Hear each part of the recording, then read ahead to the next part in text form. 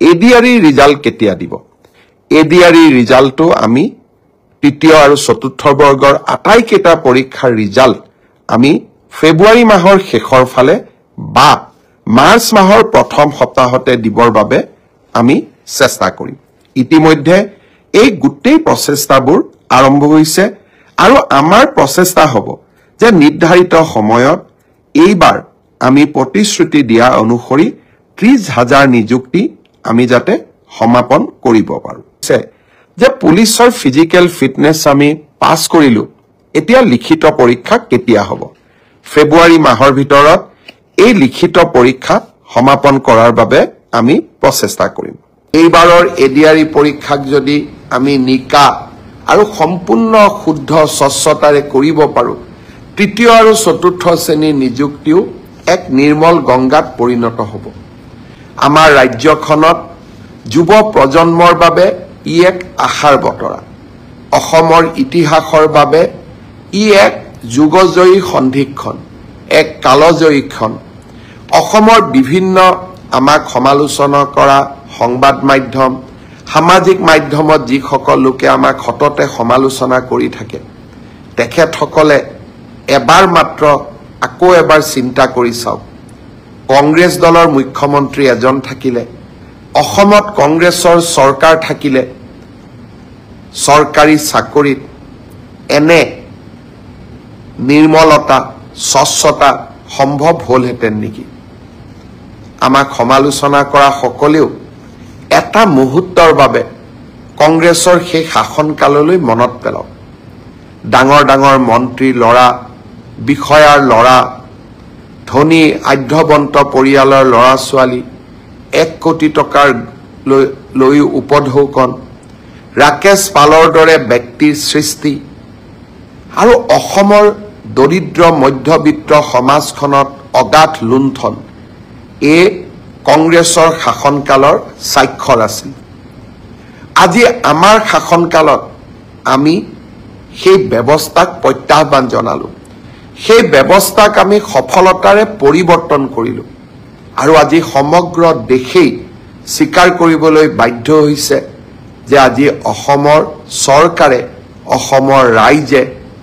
টকা পইচা নিদিয়াকৈ চাকৰি পোৱাৰ ব্যৱস্থা এটাক আদৰণি জনাইছে আৰু তাক আমি আনুষ্ঠানিক ৰূপ দিছো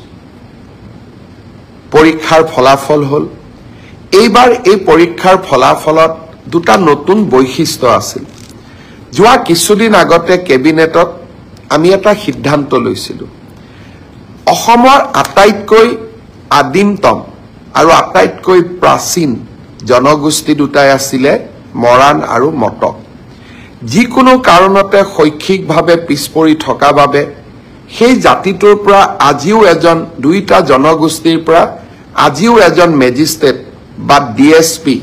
বা লোকসেৱা আয়োগত পৰীক্ষা পাছ কৰা যুৱক যুৱতী আমি ভবা ধৰণে নিৰ্মাণ কৰিব পৰা নাছিলো মই এবাৰ প্ৰতিশ্ৰুতি দিছিলো যে মৰাণ জনগোষ্ঠীৰ বাবে এটা মেজিষ্ট্ৰেটৰ পোষ্ট আৰু তেওঁলোকৰ বাবে এটা ডিএসপিৰ পোষ্ট আমি সংৰক্ষণ কৰিম আৰু তেনে ধৰণে মটক জনগোষ্ঠীৰ বাবেও এটা ডিএসপি পোষ্ট আৰু আমি এটা মেজিষ্ট্ৰেটৰ পোষ্ট আমি সংৰক্ষণ কৰিম এইবাৰ মৰাণ মটক জনগোষ্ঠীৰ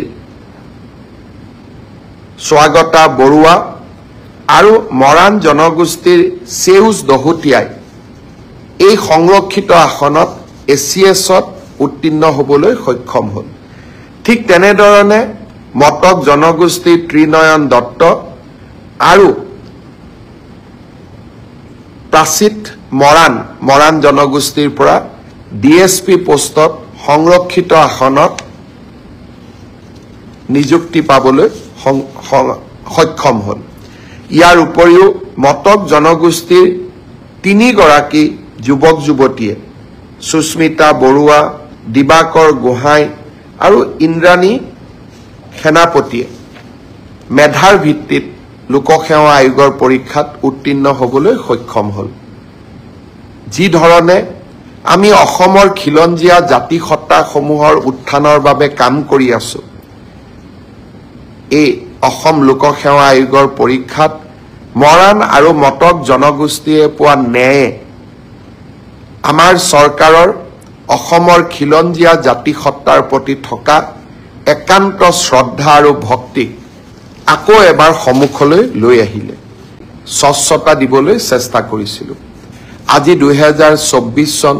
পাৰ হৈ যাব, 25ত আমি ভৰি দিম। যোৱা 13টা বছৰে শিক্ষক নিযুক্তিৰ প্ৰক্ৰিয়াক আমি সম্পূৰ্ণ দুৰ্নীতিৰ পৰা আঁতৰত ৰাখিব পাৰিলোঁ আৰু মেধাৰ ওপৰত চাকৰি পোৱা শিক্ষকৰ চাকৰি পোৱা প্ৰক্ৰিয়াটোক আমি ইনষ্টিটিউচনেলাইজ অৰ্থাৎ স্থায়ী কৰিব পাৰিলোঁ। যোৱা 3টা বছৰত লোকসেৱা আয়োগৰ পৰীক্ষাকো আমি এক নিৰ্মল গংগালৈ ৰূপান্তৰ কৰিলোঁ আৰু তৃতীয় শ্ৰেণী, চতুৰ্থ শ্ৰেণী, ৰাজপত্ৰিত বিষয়া, লোকসেৱা আয়োগৰ পৰীক্ষা এই সকলো বিলাকতে মেধাৰ ওপৰত যি এক নিযুক্তি প্ৰক্ৰিয়া আমি যোৱা 3.5টা বছৰত স্থাপন কৰিব পাৰিলোঁ, সি ভাবোঁ আৰু মই অনুভৱ কৰোঁ সি আমাৰ চৰকাৰৰ কাৰ্যকালৰ এটা হাই পইণ্ট অৰ্থাৎ এক সৰ্বশ্ৰেষ্ঠ সফলতা হৈ থাকি যাব। 2012 চনত মই শিক্ষামন্ত্ৰী হৈ থাকোঁতে শিক্ষক নিযুক্তিক স্বচ্ছতা দিবলৈ চেষ্টা কৰিছিলোঁ। আজি 2024 চন পাৰ হৈ যাব, 25ত আমি ভৰি দিম। যোৱা 13টা বছৰে শিক্ষক নিযুক্তিৰ প্ৰক্ৰিয়াক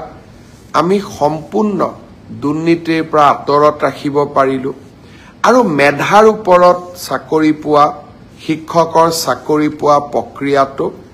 আমি ইনষ্টিটিউচনেলাইজ অৰ্থাৎ স্থায়ী কৰিব পাৰিলোঁ। যোৱা 3টা বছৰত লোকসেৱা আয়োগৰ পৰীক্ষাকো আমি এক নিৰ্মল গংগালৈ ৰূপান্তৰ কৰিলোঁ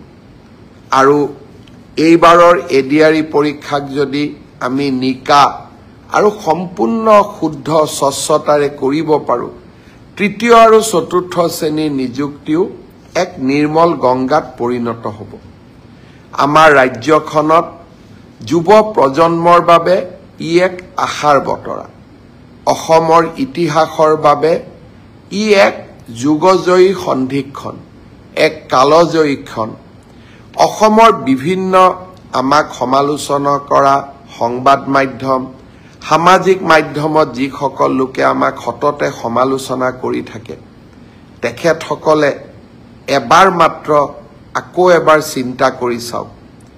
কংগ্ৰেছ দলৰ মুখ্যমন্ত্ৰী এজন থাকিলে অসমত